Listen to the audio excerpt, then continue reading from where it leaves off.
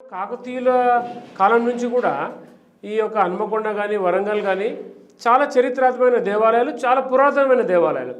ఈ పురాతన దేవాలయాలు అన్నీ కూడా అర్చకుల చేతిలో ఉన్నాయి. అర్చకులు నిర్వహించడం లోపం వల్లనే ఈ ఎండోమెంట్ అధికారం రావడము, తర్వాత రకరకాలుగా వ్యవస్థ కూడా అంతా మారిపోయింది.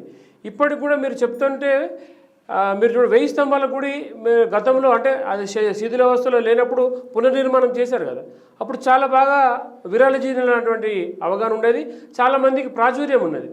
ఇవాళ ఆ గుడి నిర్వీర్యం అయిపోయింది, మళ్ళీ పునర్నిర్మాణంలో ప్రచారం లేదు. తర్వాత అన్యాక్రాంతం ఏదైతే వరంగల్ కోటలో చాలా భూములు అన్యాక్రాంతం అయిపోయి ఉన్నాయి. అలాగే ప్రతి దేవాలయం కూడా చరిత్ర గల దేవాలయాలు కూడా ఈ భూములంతా అన్యాక్రాంతం అవుతుంటే మళ్ళీ లోకల్ వాళ్ళు కానీ హిందూ సంస్థలు కానీ మరి స్పందించే విధంగా స్పందించట్లేదా, లేదంటే ఎక్కడ ఈ గ్యాప్ ఏర్పడుతూ ఉంది? ఇక్కడ ఈ అధికారం వచ్చేసి కింది స్థాయి వ్యవస్థ నుంచి ఉన్నత స్థాయి రాజకీయ వ్యవస్థ అందరికీ ఆమె వచ్చేసి చాలా సుపరిచితంగా ఉంటుంది, స్నేహభావంతో ఉంటుంది, చాలా సౌమ్యంగా కనబడుతూ ఉంటుంది. అని ఒక నిశ్శబ్దము అణుబాంబులాగా ఏ విధంగా పనిచేస్తూ ఉంటుందో ఈమె యొక్క సౌమ్యము ఈమె అక్రమార్జనకు పునాదిలాగా ఉంది. ఎవరి దగ్గర కాంట్రవర్సీ కనబడదన్న, మీరు వెళ్ళినా నేను వెళ్ళినా ఇంకెవరు వెళ్ళినా కాంట్రవర్సీ కనబడదు. ఆ కాంట్రవర్సీ కనబడని ఈ వెనకాల ఉండేదే ఈ కబ్జా.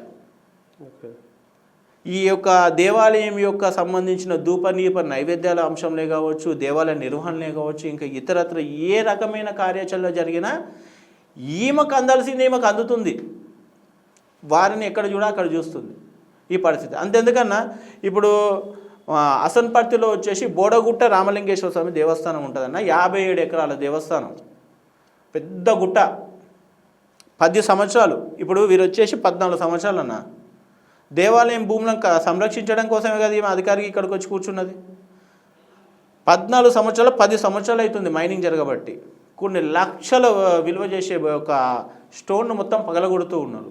గుట్ట కాకతీయుల కాలం నన్న చరిత్ర కలిగింది. మరి ఎండోమెంట్ ల్యాండ్లో మైనింగ్ జరుగుతుంటే అధికారులు ఏం చేస్తున్నారు?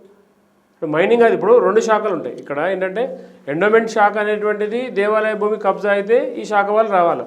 మైనింగ్ చేస్తున్నప్పుడు మైనింగ్ వాళ్ళకు కూడా సపరేట్ శాఖ ఉంది కదా. వాళ్ళు ఇక్కడ మైనింగ్ శాఖ నుంచి సంబంధించి కలెక్టర్లు 4 కలెక్టర్లు మేము కంప్లైంట్ చేసినప్పుడు 4 కలెక్టర్లు ఈ యొక్క మైనింగ్ వ్యవస్థను ఆపాలి అని చెప్పేసి పలు సందర్భాలలో వాళ్ళకి ఇన్స్ట్రక్షన్స్ ఇచ్చారన్న.